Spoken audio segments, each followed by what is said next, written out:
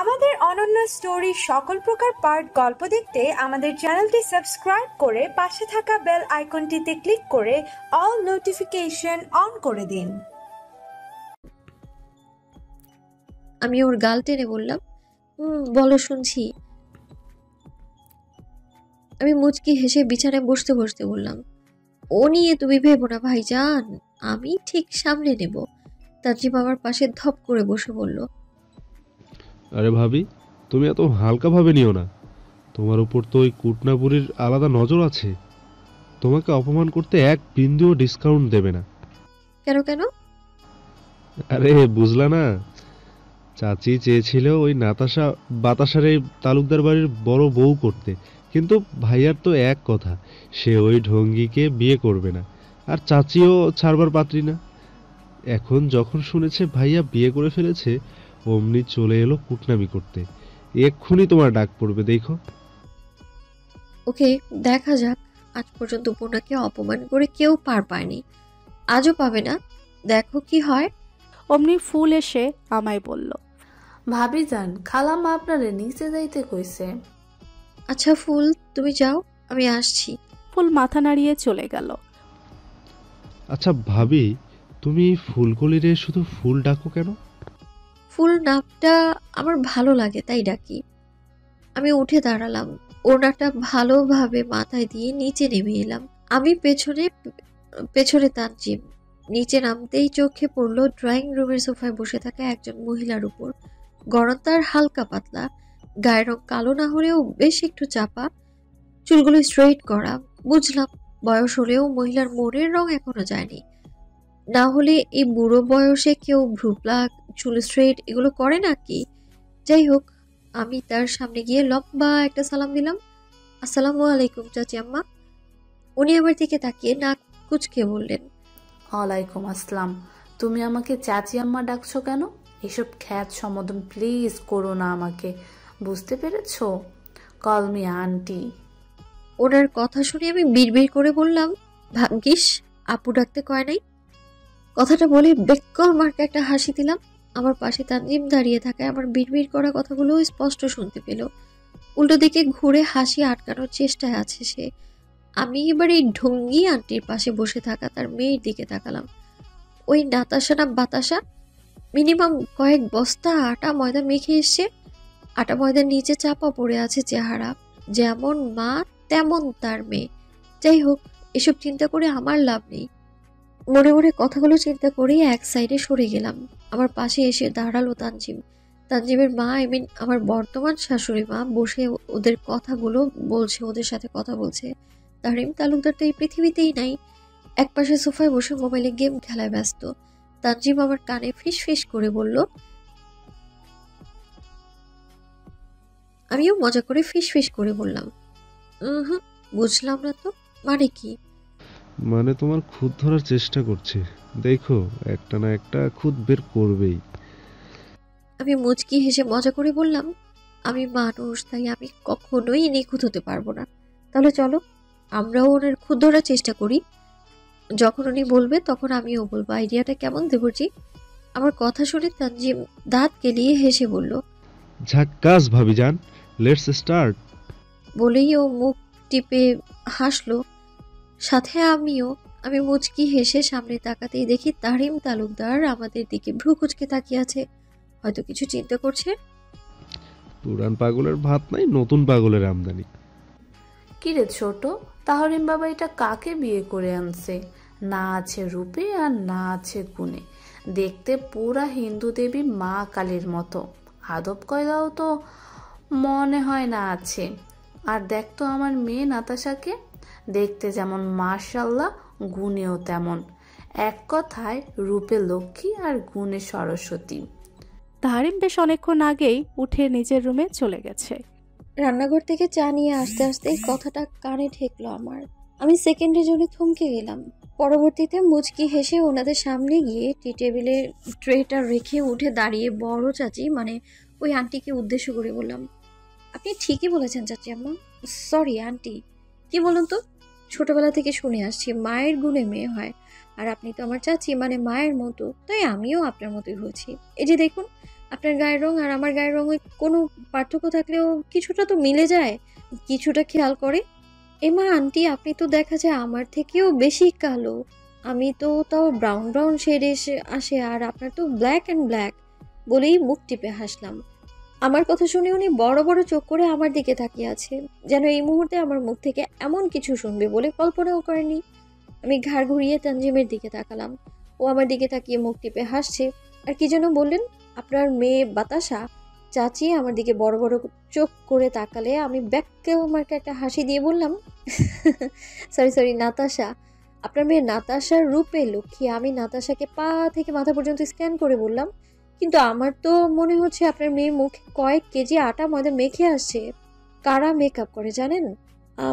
যারা নিজের চেহারা নিয়ে সন্তুষ্ট না, তাদের মতে তাদের চেহারা আলাদা প্রলেপ দিলে হয়তো তাতে সুন্দর লাগবে, যার ফলে আসল সৌন্দর্যটাই মেকআপের আস্তরণের নিচে চাপা পড়ে যায়। আসলে তারা নিজেকেই ভালোবাসতে পারেনি। ন্যাচারাল সৌন্দর্য কি আটা ময়দা মেখে হয় চাচি আম্মা? যাই হোক, পরে আসি গুণের কথায়। গুণের কথা কি বলবো বলেন? আপনার মেয়ে বাতাসা, আই মিন নাতাশার তো মিনিমাম ভদ্রতাটুকুও নেই। যেখানে আপনি আমার শাশুড়ি মা বসে আছে, সেখানে একটা বয়সে ছোট মেয়ে কিভাবে পায়ের উপর পা তুলে বসে থাকতে পারে বলেন? কথাগুলো বলে আমি মুচকি হাসলাম। আমি ট্রে থেকে এক কাপ চা নিয়ে চাচি আমার সামনে গিয়ে দাঁড়ালাম। আপনি যদি মনে করে থাকেন আমাকে অপমান করে পার পেয়ে যাবেন, তাহলে আপনার ধারণাটা সম্পূর্ণ ভুল। আমার প্রতিটা জিনিস খুঁটিয়ে দেখার অভিজ্ঞতা আছে। আমি চাটা নিয়ে চাচি আমার দিকে নিয়ে বললাম, নেন চাচি আম্মা। সরি আন্টি, আপনার মেয়ের হাতের চাটা খেয়ে দেখেন তো কেমন হয়েছে। উনি ঠাস করে দাঁড়িয়ে রেগে ফোঁস করতে করতে শাশুড়ি মায়ের দিকে তাকিয়ে বললেন, ছোট, তোর সামনে বাইরের একটা মেয়ে আমাদের এতগুলা কথা শুনল আর তুই কিছুই বললি না, বসে বসে তামাশা দেখছিস? আমি ঘাড় ঘুরিয়ে শাশুড়ি মায়ের দিকে তাকালাম। ওনার ঠোঁটের কোণে সূক্ষ্ম হাসি রেখা বিদ্যমান। আর কেউ খেয়াল না করলেও আমি ঠিকই খেয়াল করেছি। শাশুড়ি মা দাঁড়াতে দাঁড়াতে বলল, এখানে তোমার আর পূর্ণার মাঝে কথা হচ্ছে। আমি কেন থার্ড পার্সন হয়ে তোমাদের কথার মাঝে ঢুকবো আপা?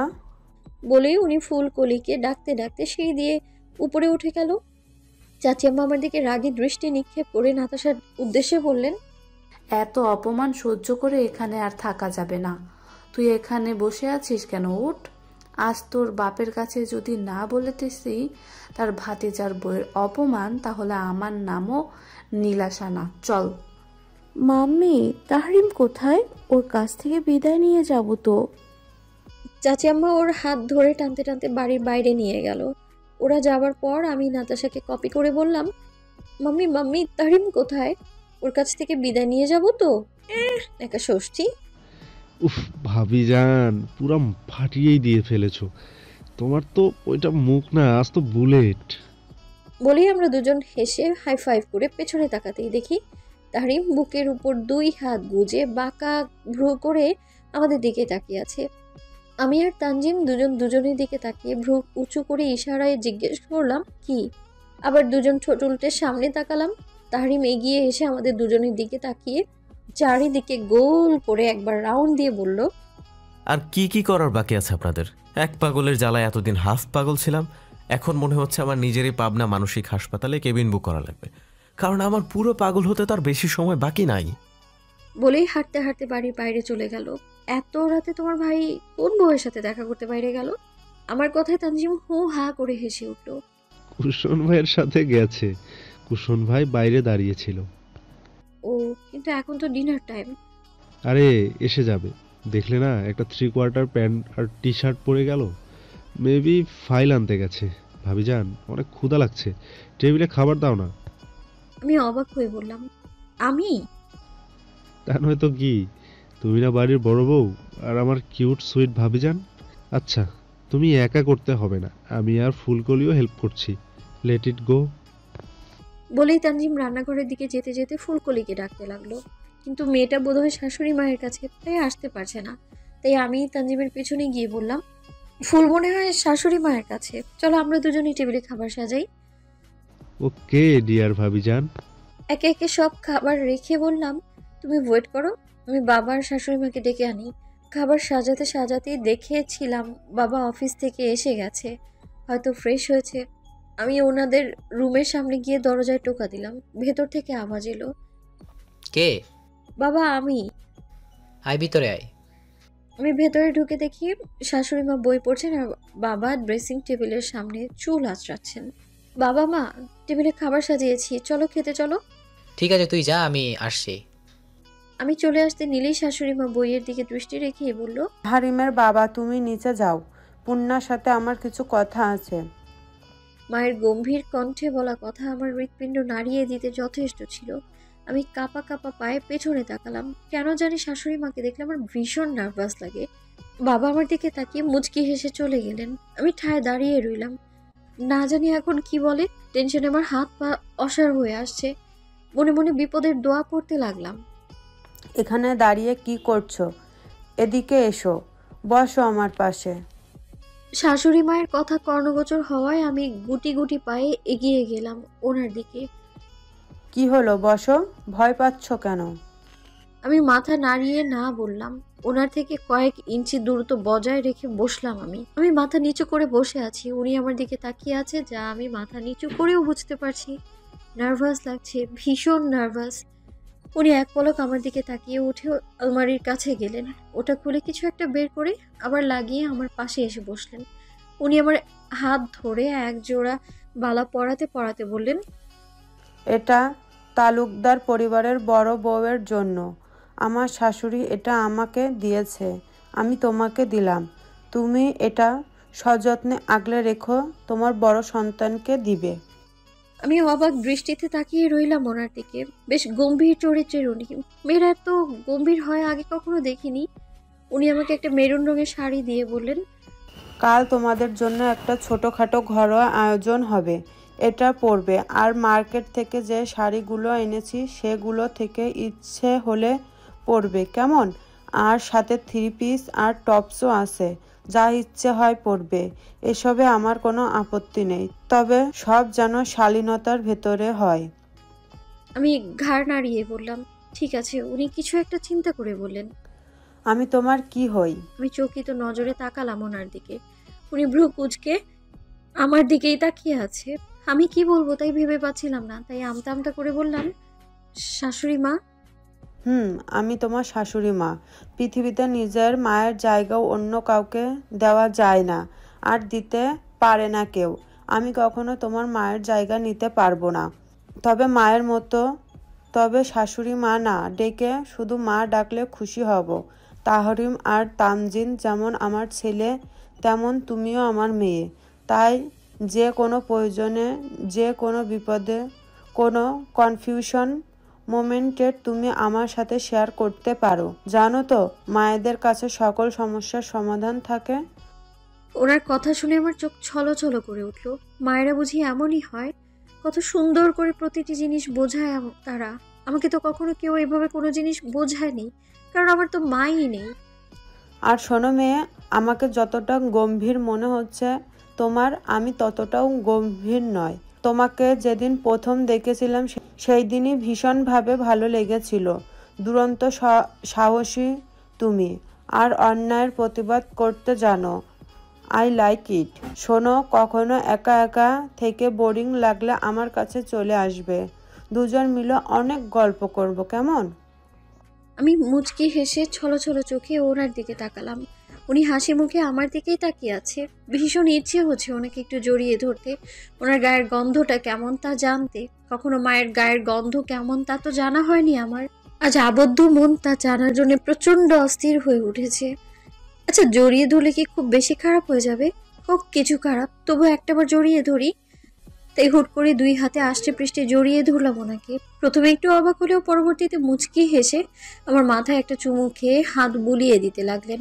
আমি ওনার বুকে মাথা রেখে চুপটি করে রইলাম। চোখ থেকে নেমে আসছে অবাধ শ্রাবণ। প্রায় 5-6 মিনিট এভাবে থাকার পর উনি আমায় সোজা করে বসালেন। আমি এখনো চোখ বন্ধ করেই আছি, ইচ্ছে করছে না চোখ খুলতে। যদি চোখ খুললেই যদি দেখি এটা স্বপ্ন, ভেঙে যায় যদি, তখন উনি আমার দুগাল ধরে পানিগুলো মুছে দিয়ে বলল, এই বোকা মেয়ে, এভাবে কেউ কাঁদে? তুমি না স্ট্রং গার্ল। মন খারাপ হলে অবশ্যই মায়ের সাথে শেয়ার করবে, কেমন? এখন চলো তো দেখি, খাবার মনে হয় সব ঠান্ডা হয়ে গেছে।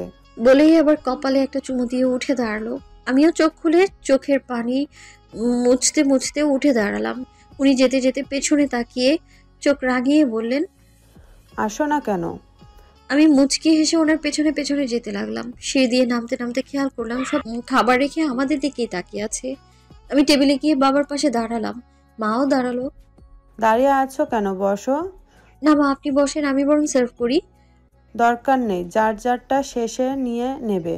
তুমি বসো, আমিও বসবো।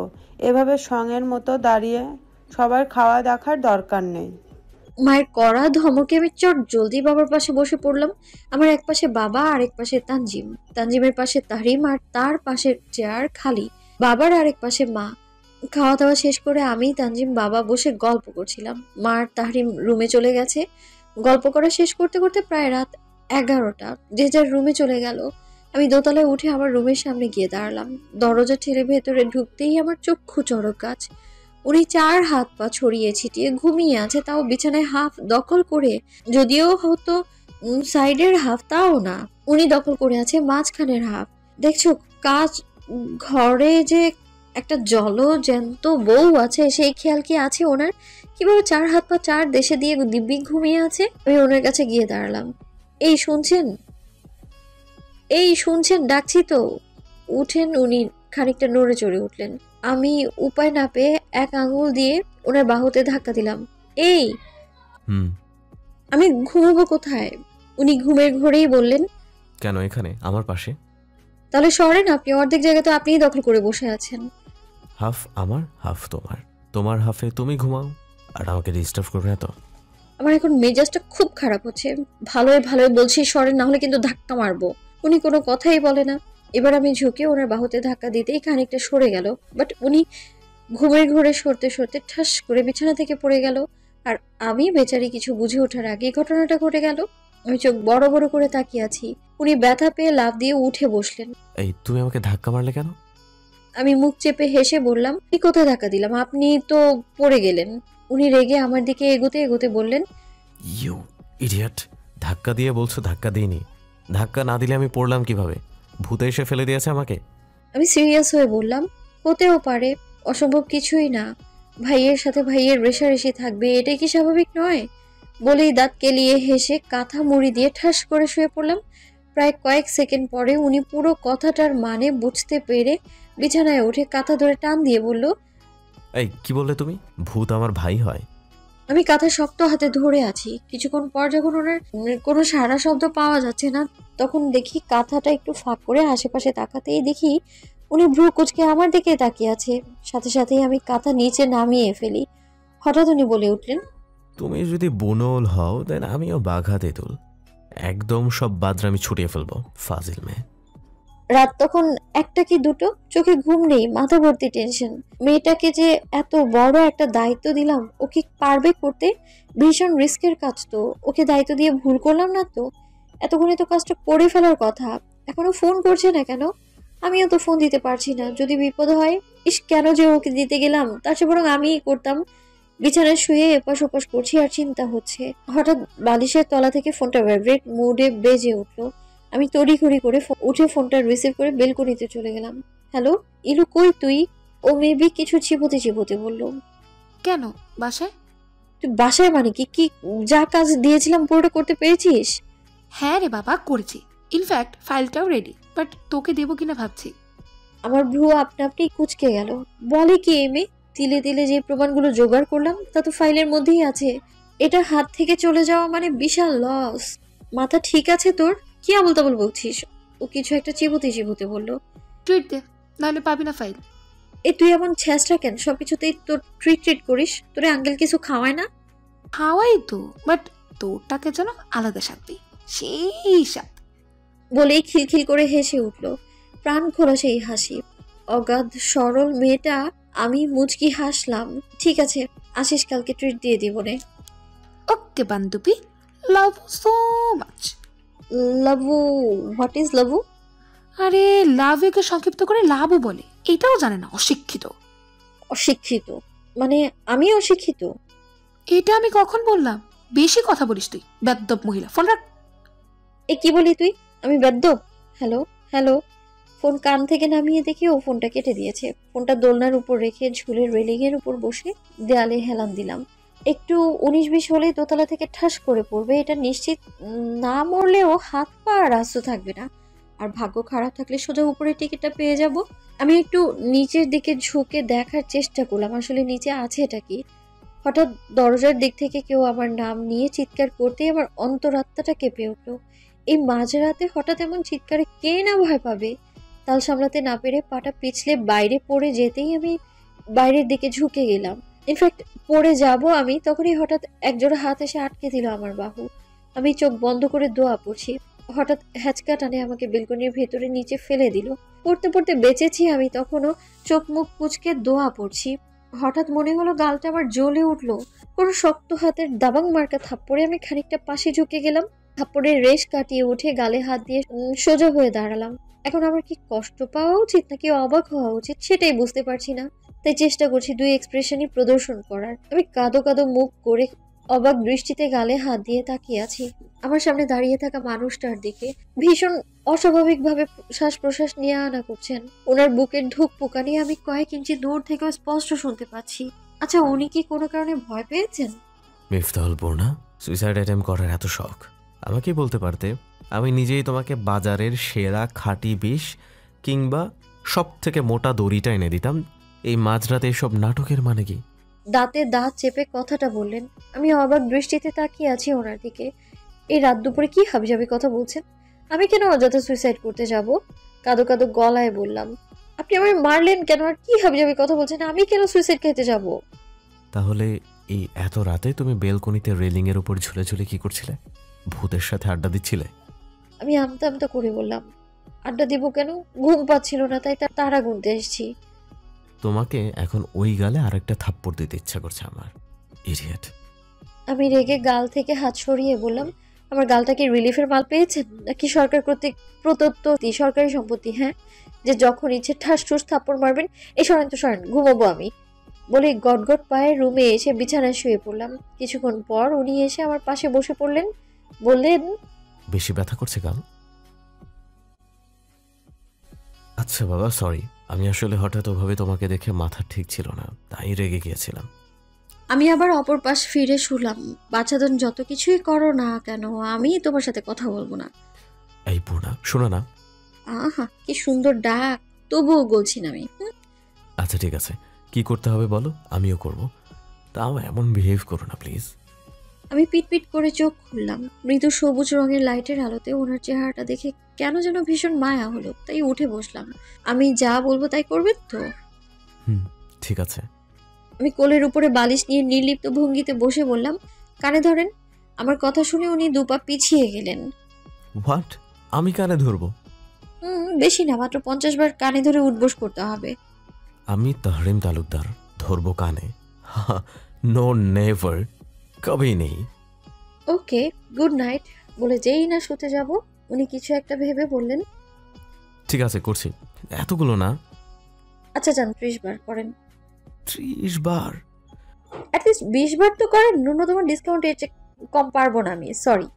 উনি আমতা আমতা করে বললেন, ওকে করছি। বলে কানে হাত দিয়ে উঠবোস করতে লাগলো। আর আমি গালে হাত দিয়ে বসে বসে সেই বিখ্যাত দৃশ্য উপভোগ করছি।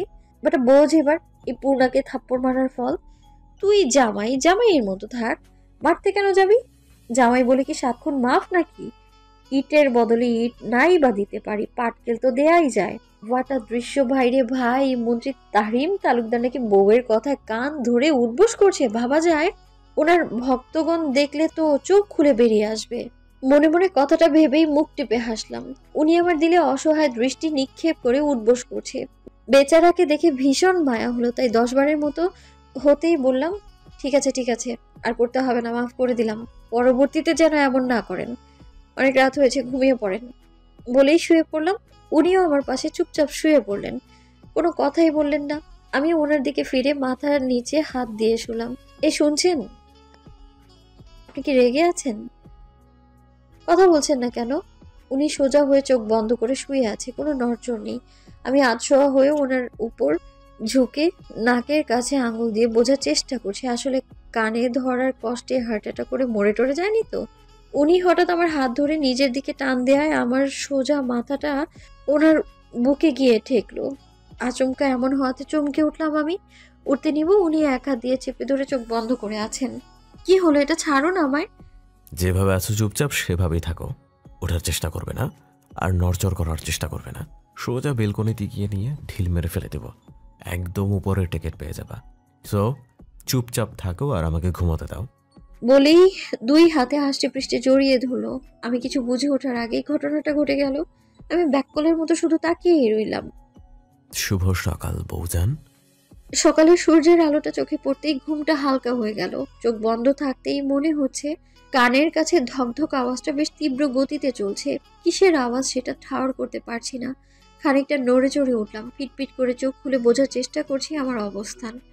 হঠাৎ কারো ঘুমো ঘুমো কণ্ঠে সকালের শুভেচ্ছা কর্ণগোচর হওয়া মাত্র মাথা উঁচু করে তাকালাম আমি তার দিকে। সকালের প্রথম মিষ্টি আলো ওনার চোখে মুখে পড়ছে, মুখে লেগে আছে অসম্ভব মিষ্টি হাসি।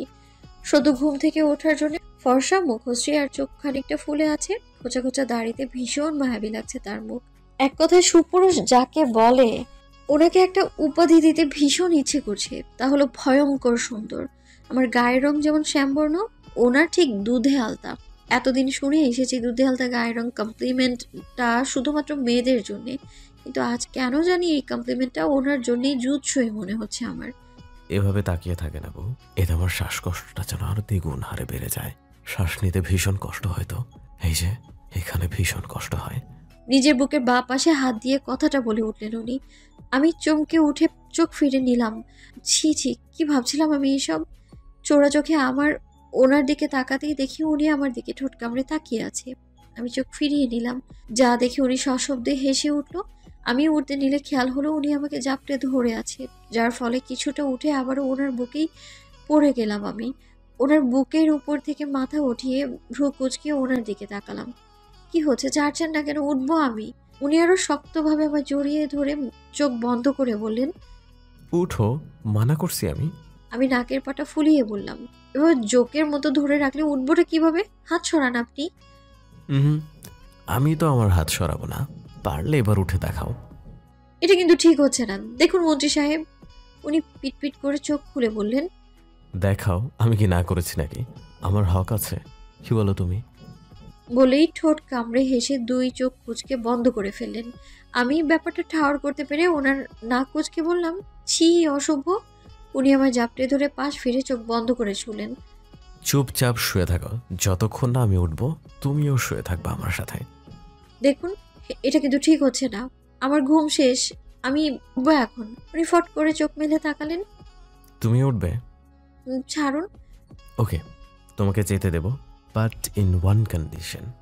আমি ভ্রু কুঁচকে বললাম, শর্ত? কি শর্ত? Now you kiss me.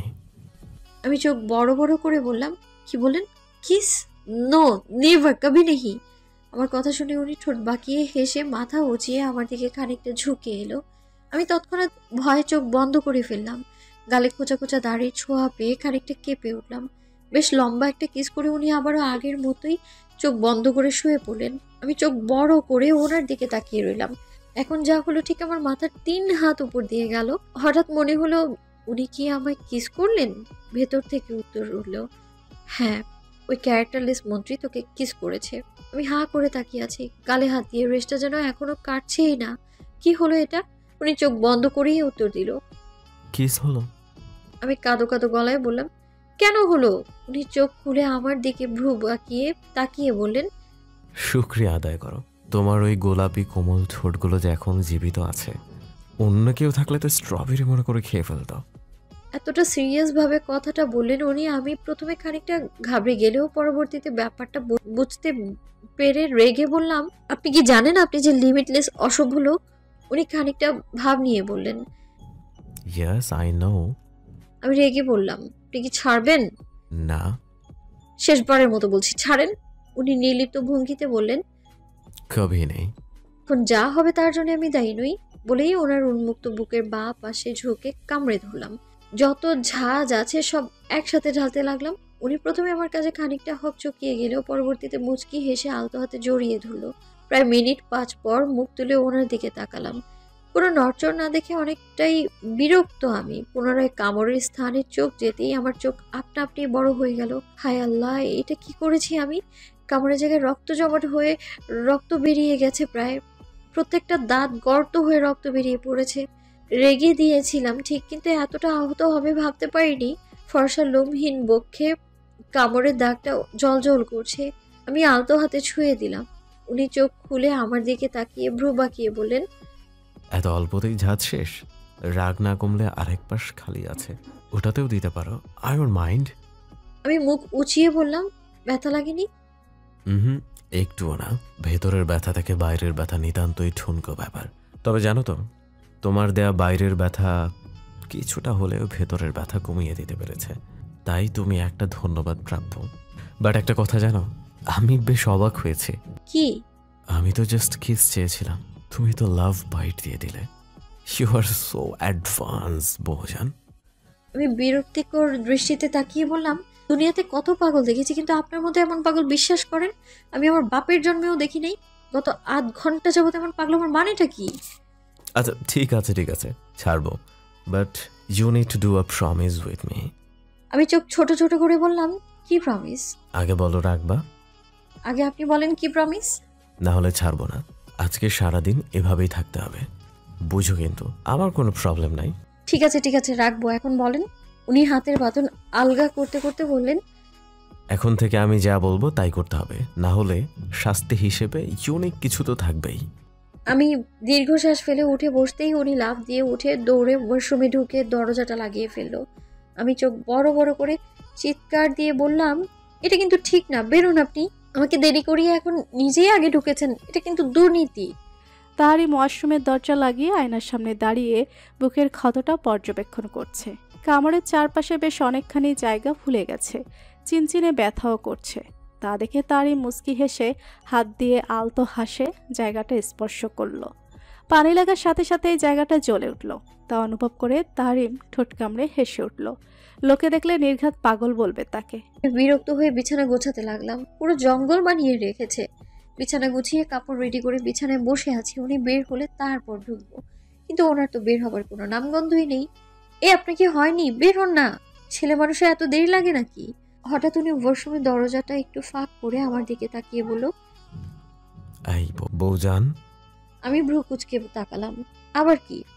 Cover থেকে একটা টাওয়াল দাও তো। আমি অন্যদিকে ঘুরে বললাম, পারবো না। নিজে নিয়ে গেলেন না কেন? আমি এখন দিতে পারবো না, নিজেটা নিজে এসে নিয়ে যান। আরে দাও না, তোমার ওয়ান অ্যান্ড অনলি হ্যান্ডসাম জামাই ভেজা শরীরে দাঁড়িয়ে আছে, ঠান্ডা লাগবে তো, দিয়ে দাও। আমি ঘাড় ঘুরিয়ে ভ্রু বাঁকিয়ে তাকালাম ওনার দিকে। এক পলক ওনার দিকে তাকিয়ে আশেপাশে তাকিয়ে খোঁজার চেষ্টা করে বললাম, হ্যান্ডসাম কাকে বলছেন? এক মিনিট, আপনি নিজেকে হ্যান্ডসাম বলছেন না তো? What a joke bro. বলেই উঠে কভার থেকে ওনার টাওয়ালটা হাতে নিলাম।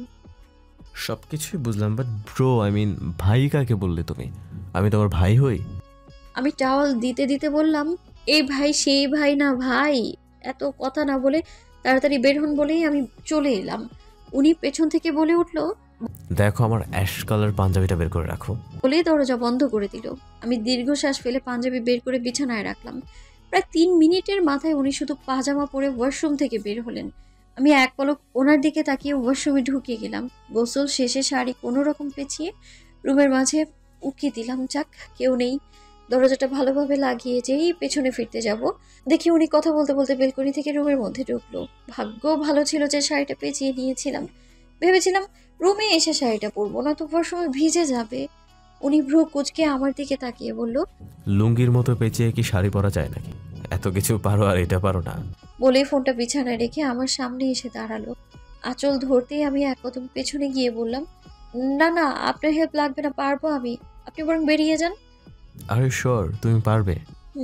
উনি গিয়ে বিছানার উপর পায়ের উপর পা তুলে বসলো। বলল, ঠিক আছে পরো। আমি চোখ বড় বড় করে বললাম, আপনি বের হন। বসতে বলিনি আমি, এখন শাড়ি পরবো। তো পরো, আমি কি ধরে রেখেছি নাকি? বের না হলে পরবো কিভাবে? আমার কথা শুনে উনি নির্লিপ্ত ভঙ্গিতে বললেন, তোমার কাছে দুটো অপশন। 1, আমি তোমাকে শাড়ি পরিয়ে দিব। 2, তুমি এখন আমার সামনে শাড়ি পরবে। ইচ্ছে তোমার, যে কোনো একটা বাছাই করতে পারো। আমি কাঁদো কাঁদো দৃষ্টিতে ওনার দিকে তাকালাম। এ কোন মুসিবত, কি করব এখন? কিছুক্ষণ ভাবার পরও কোনো উপায় না পেয়ে মিনমিনে কণ্ঠে বললাম, ঠিক আছে আপনিই পরিয়ে দেন। শাড়ি পরার সময় এমন ড্যাব ড্যাব করে তাকিয়ে থাকলে শান্তি লাগবে না। তার চেয়ে বরং আপনি কাজ করুন। উনি মুখে বিশ্বজয়ের হাসি নিয়ে এগিয়ে এলেন। যদিও আমার ব্লাউজ ফতুয়া টাইপ, একদম পেট পর্যন্ত ঢাকা, তবু জীবনের প্রথম কোনো পুরুষ মানুষের ছোঁয়া অস্বস্তিত্ব তো লাগবেই, লাগাটাই স্বাভাবিক। উনি হয়তো আমার অস্বস্তির কারণটা বুঝতে পেরেছেন, তাই কোনো রকম ফাজলামো ছাড়াই সুন্দর করে শাড়িটা পরিয়ে দিলেন এবং খুব তাড়াতাড়ি।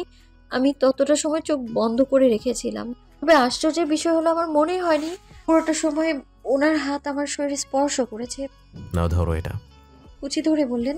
আমি কুচি ধরতেই উনি ঝুঁকে শাড়ির কুচিগুলো ঠিক করে দিতে লাগলেন। কুচি ঠিক করে বললেন, নাও এবার গুজো। সব শেষ করে আমাকে নিয়ে আয়নার সামনে দাঁড় করালো। দেখো তো তোমার জামাই কেমন শাড়ি পরালো। আমি এক পলক আয়নার চোখ বুলিয়ে ওনার দিকে তাকালাম। বাহ, বেশ সুন্দর করে তো শাড়ি পরান। কবে শিখলেন? আই থিঙ্ক গার্লফ্রেন্ড ছিল মনে হয়। উনি ড্রেসিং টেবিল থেকে চিরুনি নিয়ে আয়নার দিকে তাকিয়ে ভ্রু নাচিয়ে হেসে বললেন, ছিল তো, এখন আছে। সময় হলে ঠিক দেখা করাবো তোমার সাথে। আমার গার্লফ্রেন্ড সেই সুন্দরী, তোমার থেকেও। বলেই আমার চুলগুলো সুন্দর করে আছড়ে মাঝ বরাবর সিঁথি করে দিল। পারফেক্ট চুল ভেজা, তাই আর বাঁধলাম না। উনি আমার দিকে তাকিয়ে মোবাইল হাতে নিয়ে রুম থেকে বের হয়ে গেল। আমার মাথায় এখনো একটা কথাই বেজে চলেছে, ওনার গার্লফ্রেন্ড আছে। ভাবিমণি ঘরে আছেননি? দরজার বাইরে থেকে ফুলকলি ডাক শুনে এক পলক নিজেকে আয়নায় দেখে নিয়ে দরজাটা খুললাম। কি হয়েছে ফুল? ফুল আমার দিকে তাকিয়ে আপাদমস্তক ভালো করে দেখে বলল, মাশাল্লাহ ভাবি, আপনারে যে লাগতেছে না, পুরাই ওই ভারতের নায়িকা ক্যাট আছে না, ওর মতো। আমি ওর ভ্রু কুচকে ওর দিকে তাকালাম। এই ক্যাট মানে কি? হঠাৎ মনে হলো আবার নায়িকা ক্যাটরিনার কথা বলছে না তো। ক্যাট আবার কি ফুল? ক্যাটরিনা কাইফ হবে? হয় ওই একই কথা। তাই আপনার বান্ধবী আইছে, ওই যে কি যেন নাম, ইলু মনে হয়। আমি আলতো হেসে বললাম, ওর নাম ইলমি। তুমি ইলু আপু বলে রাখতে পারো, আর ওকে একটু কষ্ট করে আমার রুমে পাঠিয়ে দাও তো। আচ্ছা ভাবিমণি। বলেই ফুল চলে গেল। আমি গিয়ে ড্রেসিং টেবিলের উপর থেকে হাতের চুড়িগুলো পরছি, যেগুলো কাল রাতে মা দিয়েছিল। বাহ, নতুন বউ, কি লাগছে রে তোকে? আসলে মানুষ ঠিকই বলে, বিয়ের পর নাকি মেয়েদের সৌন্দর্য বৃদ্ধি পায়। এতদিন বিশ্বাসই করিনি, আজ বিশ্বাস করলাম। বিছানা পেছনে থেকে ইলুর কণ্ঠ শুনতে পেয়ে পেছনে ঘুরে দরজার দিকে তাকালাম। ইলু মুখে হাসি নিয়ে দাঁড়িয়ে আছে। আমি কয়েক কদম এগিয়ে ওর সামনে গিয়ে দাঁড়ালাম। ওর আমার দিকে এগিয়ে এসে দু বাহুতে ধরে বলল, মাশাল্লাহ মাশাল্লাহ, কারোর নজর না লাগো। বলে মুখটা উঁচু করে থুতু বলে মাথার উপর হাতটা রাখলো। আমি নাক মুখ কুচকে বললাম, তুই আমারে থুতু দিলি কেন বেদ্যপ? ও অবাক হয়ে বলল, থুতু কই দিলাম? আমি তো নজর না লাগার ট্রিক অ্যাপ্লাই করলাম। ভালো কাজের কোনো দামই নেই এখন। ভালো মানুষের দামই নেই, ভালো কাজের কেমনে থাকবে? আমি ওর দিকে এক পলক তাকিয়ে এগিয়ে গিয়ে দরজাটা ভালোভাবে লাগিয়ে কোমরে হাত দিয়ে পেছনে তাকালাম। আমার জিনিস কই? ইলু না জানার ভান করে বলল, তোর জিনিস? সেটা আবার কি? আপনিস আমার সাথে, তাড়াতাড়ি ফাইলটা দে। আজ অফিস থেকে আসার সময় ট্রিট দিব তোরে। প্রমিস? ও দাঁত কেলিয়ে ব্যাগ থেকে একটা পেন ড্রাইভ বের করে আমার হাতে দিল। কাল সারা রাত জেগে তোর জন্য ফাইলের সব তথ্য এটার মধ্যে সেভ করেছি। আমি পেন ড্রাইভটা হাতে নিতে নিতে বললাম, থ্যাংক ইউ বান্ধবী, কিছু একটা মনে করে। ও হ্যাঁ, তোকে যা বলছিলাম সেটা করেছিস? ইলু আমার কথা শুনে কিছু ভেবে বলল, তুই তো আমাকে কত কথাই বলেছিস, ঠিক কোন কথাটা মেনশন করছিস? আরে বলছিলাম না, এই তথ্যগুলো ভীষণ জরুরি, তাই সবগুলোর কপি তুই নিজের কাছে এক সেট রাখবি আর আমাকে এক সেট দিবি। ও হ্যাঁ, আরে রেখেছি, পেন ড্রাইভেও আছে, আর ফাইলগুলো তো আমার কাছেই। আর কাল রাতে আমার কাছে থাকা ছবিগুলো মেইল করেছিলাম, পেয়েছিস? ইলু বিছানায় বসতে বসতে বলল। আমি পেন ড্রাইভটা আমার ব্যাগে রেখে ইলুর পাশে এসে বসলাম। ইলু ঘুরে আমার দিকে তাকিয়ে বলে, জানিস পূর্ণ, আমি না একটা জিনিস ভাবছি। আমি ভ্রু কুচকে বললাম, কি ভাবছিস? আরে তুই কি আজ অফিস যাবি?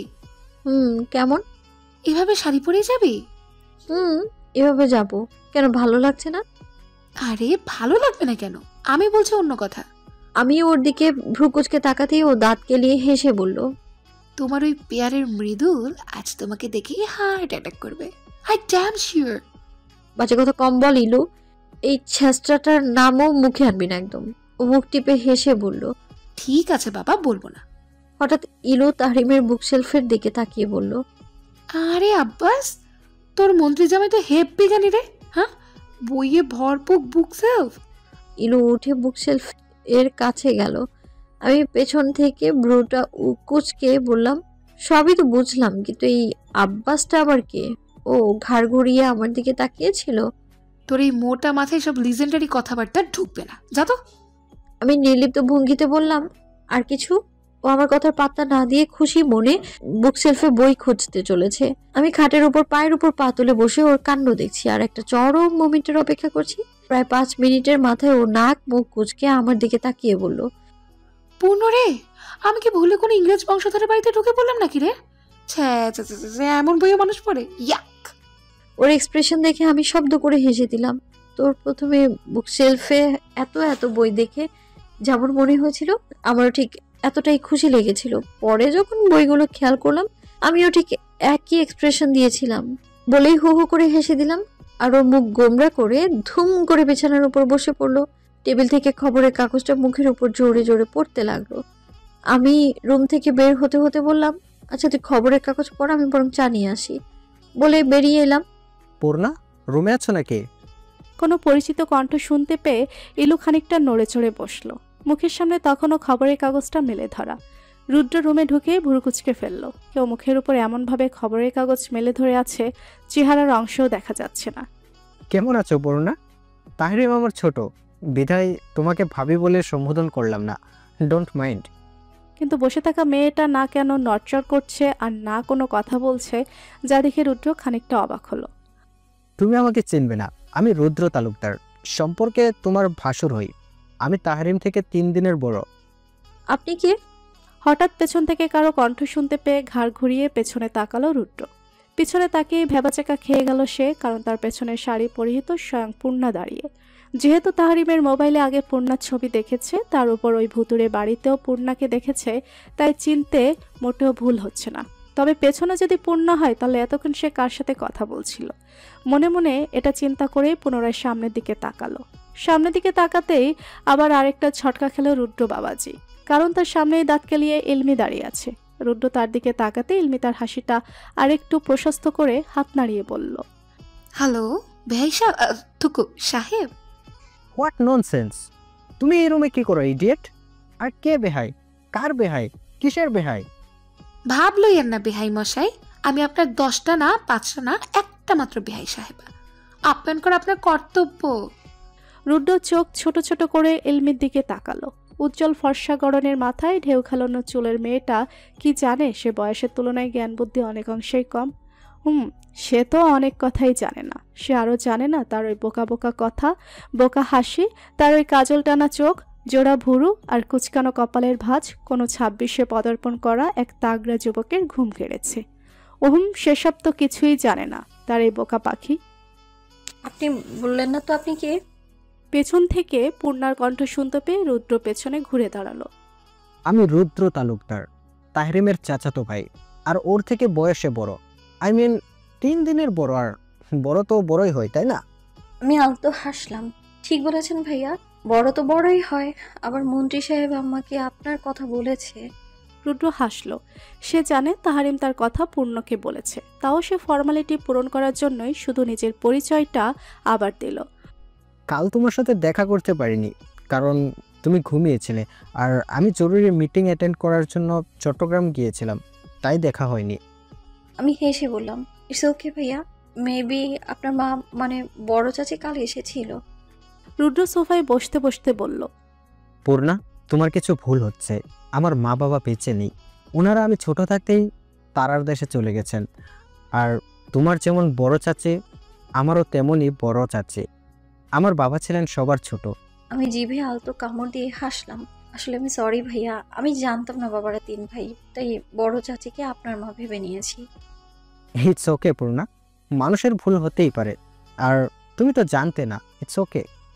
ইলু গালে হাত দিয়ে রুদ্রের দিকে তাকিয়ে আছে। কেন জানি তার রুদ্রের দিকে তাকিয়ে থাকতে ভালো লাগছে। ওয়াও, ছেলেটার হাসি কত কিউট। হাসি দিলে গালে কি সুন্দর টোল পড়ে আর চোখ দুটো বন্ধ হয়ে যায়। আচ্ছা ভাই, আপনি বসেন, আমি আপনার জন্য চা নিয়ে আসছি। এতক্ষণে মনে হয় চা হয়ে গিয়েছে। রুড্ডো কিছু বলল না, জাস্ট হেসে সম্মতি দিল। পূর্ণা চলে যেতেই রুড্ডো ঘাড় ঘুরিয়ে ইলুর দিকে তাকালো, কিন্তু ওর দিকে তাকাতেই রুড্ডো ভেবাচাকা খেয়ে যায়, কারণ মেয়েটা গালে হাত দিয়ে ড্যাব ড্যাব করে তার দিকেই তাকিয়ে আছে। চোখের পলকও ফেলছে না। তার মনে হচ্ছে চোখের পলক ফেললেই কিছু একটা মিস হয়ে যাবে। এই যে মিস ভাঙা টেপ রেকর্ডার, কি দেখছেন এমন ডেপ ডেপ করে তাকিয়ে? রুদ্রের প্রশ্ন শুনে ইলু আনমনেই বলে উঠল, আপনি এমন ধবল রোগীর মতো ফর্সা কেন? পুরা ধবল রোগীদের মতো লাগছে। হোয়াট? আমি ধবল রোগী? ইলমি গাল থেকে হাত সরিয়ে সোজা হয়ে বসলো, গলাটা পরিষ্কার করে বলল, তা নয়তো কি? নিজেকে কখনো আয়নায় দেখেছেন? এত ফর্সা কি ছেলে মানুষ থাকে? একেবারে ইংরেজদের বংশধর। মনে হচ্ছে ওরা এ দেশ ত্যাগ করার সময় ভুলে আপনাকে ফেলে রেখে চলে গেছে। বাট কথা সেটা না, আমি তো ভাবছি আরেকটা কথা। রুদ্র ভুরু কুচকে জিজ্ঞেস করলো, কি ভাবছো শুনি? ভাবছি ধরেন আপনি ফর্সা আর আপনার বউ ফর্সা হলো, তাহলে আপনার বাচ্চা কাচ্চা তো সবগুলো ধবল রোগী প্রোম্যাক্স। রুদ্র দীর্ঘ শ্বাস ফেললো। এই পাগলের মুখ থেকে এর থেকে ভালো কিছু আশা করাই বেকার।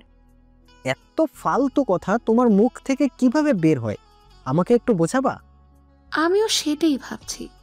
আমার এত গুরুত্বপূর্ণ কথাগুলোকে সবাই এমন আজেরা কথা মনে করে কেন? ভাইয়া, ওর কথা ধরবেন না। ও কিছুদিন হলো পাবনা মানসিক হসপিটাল থেকে পালিয়ে এসছে। বুঝলাম না, এত কড়া গার্ড থাকা সত্ত্বেও পালিয়ে এসছে কিভাবে। আমি কথাগুলো বলতে বলতে ট্রেটা টেবিলের উপর রাখলাম। সেখান থেকে একটা কাপ রুদ্রের দিকে এগিয়ে দিলাম। রুদ্র সেই কাপটা নিতে নিতে এক পলক ইলমির দিকে তাকালো। হুম, কথাটা সত্যি বলেছো, বিশ্বাসযোগ্য। ওই পূর্ণর বাচ্চা পূর্ণ, তুই কি আমার বান্ধবী নাকি ওই বেহাইয়ের? হ্যাঁ, ফার্স্ট অফ অল, আমার কোনো বাচ্চা নেই। সেকেন্ড, আমি আমার বান্ধবী প্লাস রুদ্র ভাইয়ের বোন। সো আমি দুই দিক থেকেই আছি বলেই হাসলাম।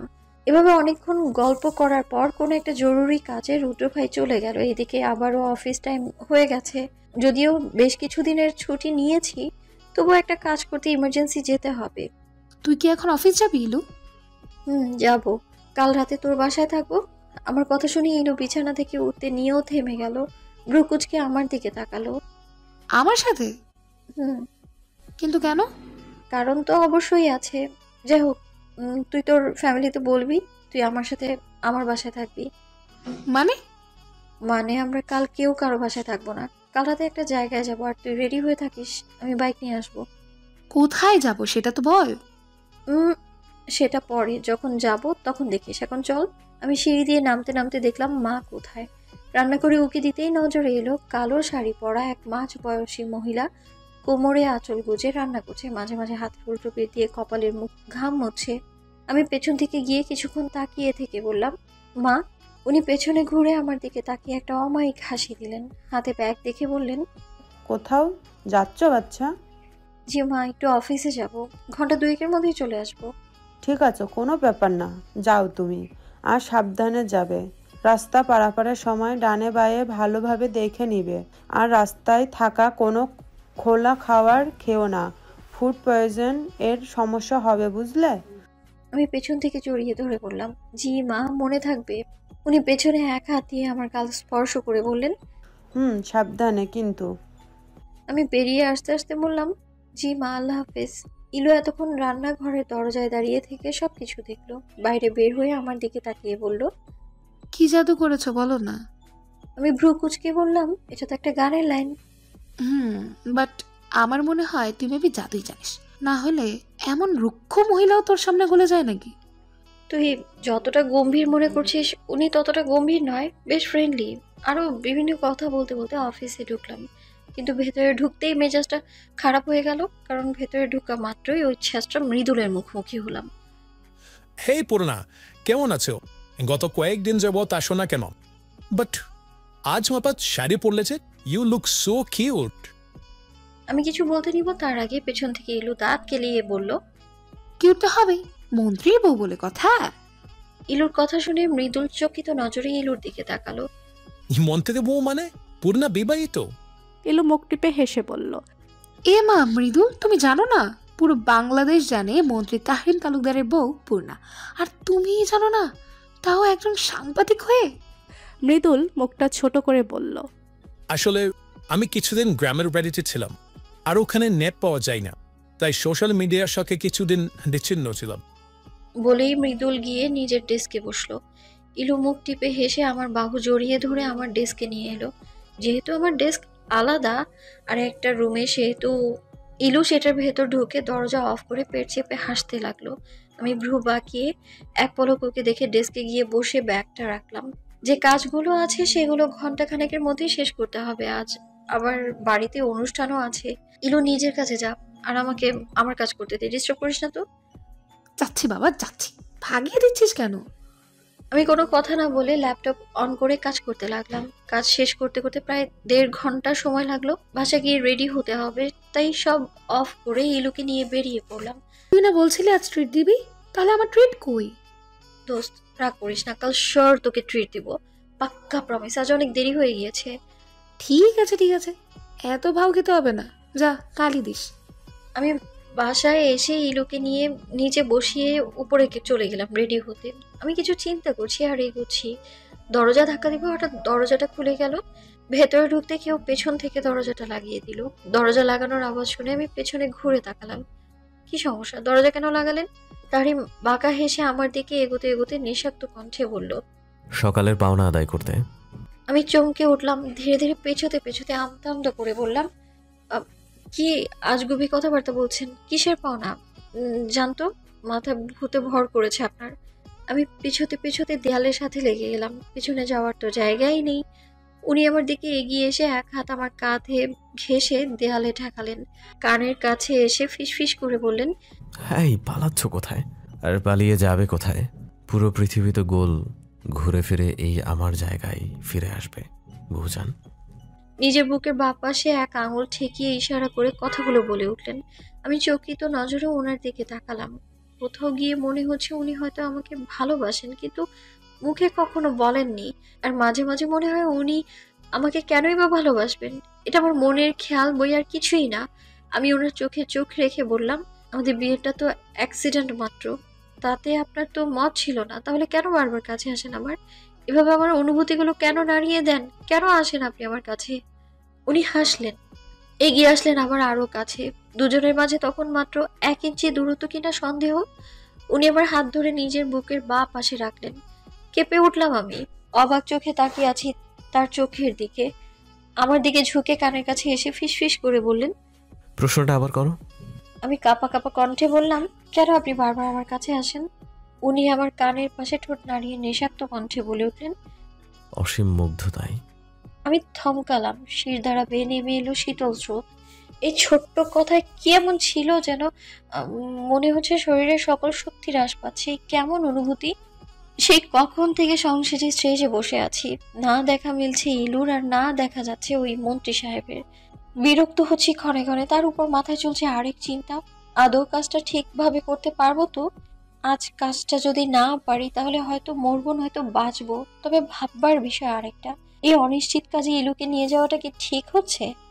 হেই বান্ধবী, দেখ তো কেমন লাগছে আমাকে। চেনা কোনো কণ্ঠ শুনতে পেয়ে আমার ধ্যান ভেঙে সামনে তাকিয়ে দেখি কালো কাতান শাড়িতে নিজেকে জড়িয়েছিল। মেয়েটা এমনি উজ্জ্বল ফর্সা, তার উপর কালোটা যেন অন্ধকারের আলো। চুলগুলো স্ট্রেট করে পেছনে ছেড়ে দেয়া। অনুষ্ঠানে তেমন মানুষ দাওয়াত দেওয়া হয়নি, এই টুকটাক ঘরোয়া আয়োজন। মাশাআল্লাহ, অনেক সুন্দর লাগছে আমার জানুপরীকে। আমার কথা শুনে মেয়েটা লাজুক হাসলো, কাঁধে আলতো থাপ্পড় দিয়ে বলল, লজ্জা দিচ্ছিস কেন? আমি ফর্সা হলেও তোর মতো মায়াবতী নই।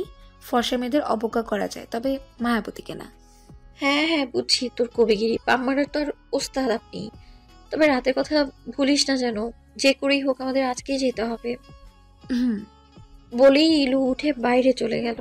ইলু বাগানের মধ্যে বুকের উপর হাত গুজে এক মনে আকাশের দিকে তাকিয়েছিল। কি ব্যাপার, আপনি এখানে একা দাঁড়িয়ে? মন খারাপ? ইলু হাসলো, সামনের দিকে তাকিয়ে বলল, মানুষ তো একাই ভালো থাকে, একাকিত্বের মাঝে তারা নিজেকে খুঁজে পায়। আজ বেশ আধ্যাত্মিক কথা বলছেন, ব্যাপার কি? ইলু ভুরুকুচকে রুদ্রের দিকে তাকালো। যে ছেলের পেট থেকে বোমা মারলেও কথা বের হয় না, সে ছেলে নিজে থেকে এসে কথা বলছে। ব্যাপারটা অদ্ভুত। কি ব্যাপার বেহাই মশাই? আজ মনে হচ্ছে মনটা বেশ ভালো। অন্যদিন তো বোমা মারলেও কথা বের হয় না, আজ নিজে থেকে এসে কথা বলছেন? রুদ্র অন্যদিকে তাকিয়ে হাসলো। আসলে দেখলাম আমার 10টা না 5টা না, একটা মাত্র বেআইন সাহেবা একা দাঁড়িয়ে গাছের পাতা গুনছে, তাই ভাবলাম একটু সঙ্গ দেওয়াই যায়। ভালো বলেছেন। বলেই ইলু আবার সামনে তাকালো। চলেন হাঁটি। ইলু মাথা দুলিয়ে সামনের দিকে হাঁটতে লাগলো। রুদ্র পাশাপাশি হাঁটছে। বৌজান, এই বৌজান। স্টেজে বসে তাহারিম পূর্ণার দিকে তাকিয়ে খানিকটা ঝুঁকে তাকে ডাকলো। আমি বিরক্তিতে ভ্রুকুচকে বললাম, কি সমস্যা আপনার? এমন ফিস ফিস করে কথা কেন বলছেন? আরে শোনো না। তখন তাদের ফটো সেশন চলছে। আমি তাহরিমের দিকে খানিকটা ঝুঁকতেই তাহরিম ফটোগ্রাফারকে কিছু একটা ইশারা করে পূর্ণার দিকে এগিয়ে গিয়ে গালে একটা কিস করে বসে। আর ফটোগ্রাফারও সেই সুযোগে বেশ কয়েকটা ছবি ক্লিক করে নেয়। এর থেকেই খানিকটা দূরে ইলু পূর্ণা আর তাহরিমের ফটো সেশন দেখছিল। হঠাৎ তাহরিমের এমন কাজে ইলু চোখ বড় বড় করে মুখে হাত দিয়ে অবাক হয়ে তাকিয়ে আছে। আমি হতবুদ্ধির ন্যায় বোকা হয়ে গেলাম। পুরো ব্যাপারটা আমার মগজে ঢুকতে বেশ কিছু সময় লাগলো। আমি চোখ বড় বড় করে রাগান্বিত দৃষ্টিতে তাহরিমের দিকে তাকালাম। তাহরিম এখন নির্লিপ্ত ভঙ্গিতে বসে বসে মোবাইল ঘাঁটছে। আমি দাঁতে দাঁত চেপে বললাম, আপনি কবে থেকে এমন নির্লজ্জ হয়েছেন মন্ত্রী সাহেব? তাহরিম মোবাইলের দিকে চোখ তুলে পূর্ণার দিকে তাকিয়ে বলে, মিস পূর্ণা, তুমি কি আমাকে কিছু বলছো? আমি নাকের পাটা ফুলিয়ে বললাম, আপনি না এক কাজ করতে পারেন, এসব রাজনীতি ফাজনীতি বাদ দিয়ে বলিউড হলিউড টলিউডে অভিনয় করতে পারেন। ট্রাস্ট মি, হ্যাপি হিট হবে।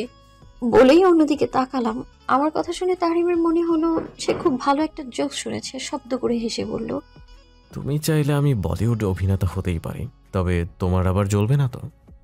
আমি ভ্রু উঁচু করে জিজ্ঞেস করলাম, আমার আবার জ্বলবে কেন? মানে এত এত ফিমেল অ্যাক্ট্রেসের সাথে কাজ করব, কত সুন্দরী সুন্দরী অভিনেত্রী তারা, কোথাও গিয়ে তোমার আবার জ্বলবে না তো? আমি মুখ বাঁকিয়ে বললাম, কখনো না, খুব দায়ী। আরে শর ইয়া না থাক, পরে তুমি মনে মনে কষ্ট পাবা, মুখে না বললেও আমি জানি। আর আমি আবার মহান ব্যক্তিত্ব সম্পন্ন পুরুষ, নিজের বউকে কষ্ট দেবার কথা চিন্তাও করতে পারি না। হোয়াটএভার, তোমাকে এই যাত্রা বাঁচিয়ে দিলাম।